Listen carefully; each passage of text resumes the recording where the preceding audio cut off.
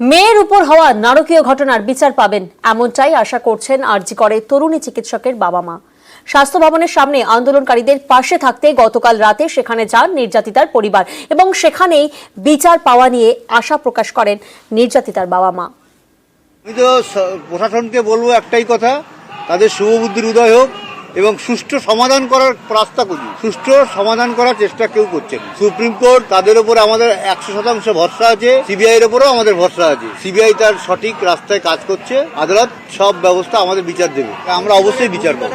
প্রশাসন আশা করি শুভবুদ্ধি সম্পন্ন উদয় হবে এবং ছাত্রদের সঙ্গে সহযোগিতা করবে। স্বাস্থ্য দপ্তর যদি প্রশ্রয় না দিত এইরকম ভাবে কলেজগুলোর এত অবনতি ঘটতো না। স্বাস্থ্য দপ্তর অবশ্যই প্রশ্রয় দিয়েছে যারা অন্যায় করে অপরাধীদের।